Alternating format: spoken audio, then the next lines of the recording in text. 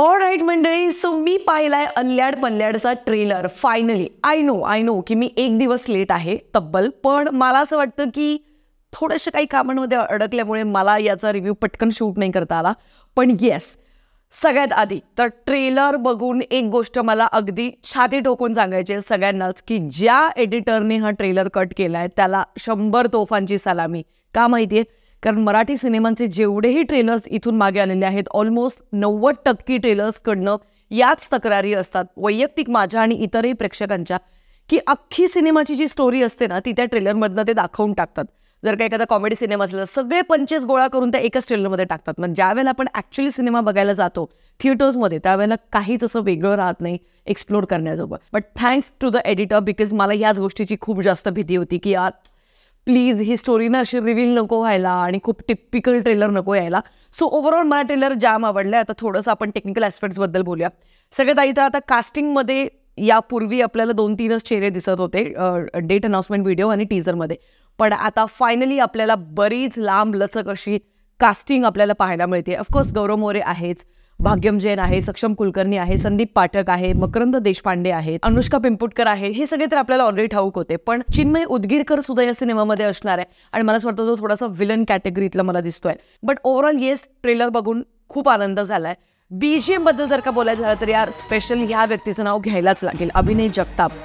हा पोरगा जो आहे ना याने कमाल केली आहे राव. म्हणजे या पद्धतीचं जे BGM आहे ना ते इथून मागे मराठी सिनेमांमध्ये अजिबात आपल्याला पाहायला मिळालेलं नाहीये. इथं काहीतरी विचित्र आहे, भयंकर आहे.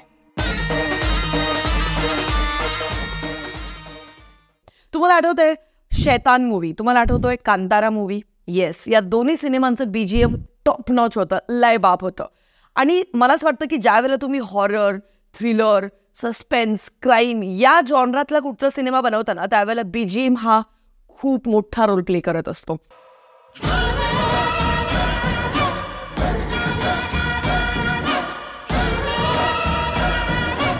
आणि त्याच्याचमुळे या सिनेमाचं मला असं वाटतं की निम्म श्रेय, ऑफकोर्स स्टार्स पण चांगले आहेत, कास्टिंग चांगली आहे, सगळ्या गोष्टी चांगल्या आहेत, पण निम्म श्रेय अभिनय जगतापला द्यायला पाहिजे for this amazing background score. आता दिग्दर्शक प्रीतम SK पाटील यांच्याकडनं दिग्दर्शन केलं गेले. काही सिनेमॅटोग्राफीचे शॉट्स, कलर पॅलेट्स, रात्रीतले शॉट्स, ज्या पद्धतीचे पाण्यातले 1-2 सीन्स आहेत ते मला जाम आवडलेत. आणि सगळ्यात महत्त्वाचं, या सिनेमाचं ट्रेलर पाहिल्यानंतर मला ना हा सिनेमा थोडासा म्हणजे स्त्री मूवी जो आला होता बॉलिवूडकडनं, तुम्हाला जर का आठवत असेल तर अगदी त्याच्या थोड्याशा जवळपास थाटणीतला वाटतोय. पण मी असं म्हणत नाही की 100% कॉपी आहे. आणि कारण का ज्या पद्धतीचे स्टार्स या सिनेमामध्ये आपल्याला पाहायला मिळणार आहे, स्पेशली गौरव मोरे यार, म्हणजे कमाल, जस्ट अमेझिंग. सो माझ्या एक्साइटमेंटवरून तुम्हाला सगळ्यांना कळत असणार आहे की मी या सिनेमासाठी जेन्युइनली किती एक्सायटेड आहे.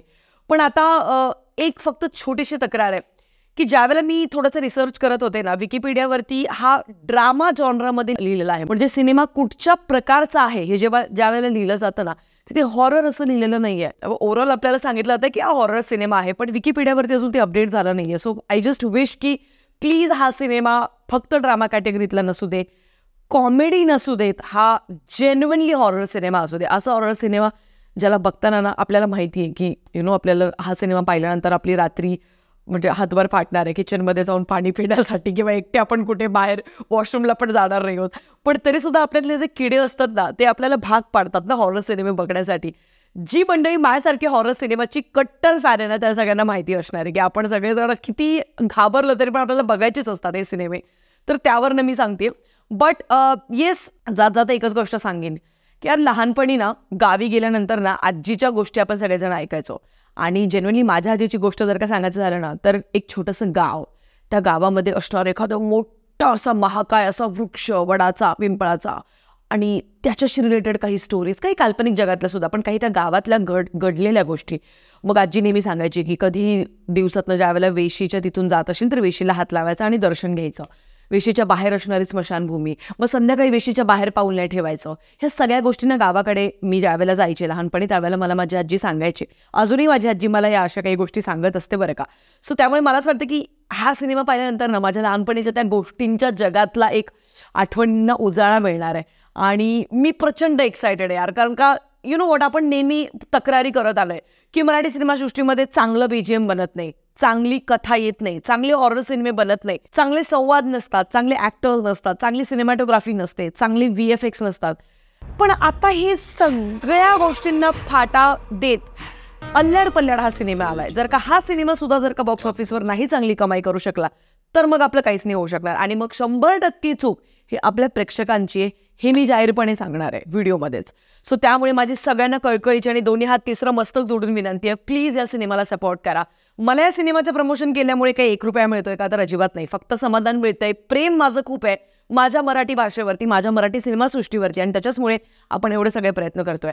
मला खात्री तुम्ही सगळेजण 14 जूनला अल्ल्याड पल्ल्याड हा सिनेमा थिएटरमध्येच जाऊन पाहणार, घरी टीव्हीवर येण्याची वाट नाही बघणार. भेटूया पुढच्या व्हिडिओमध्ये, तोपर्यंत पीस आउट. अनिष्ट संभव.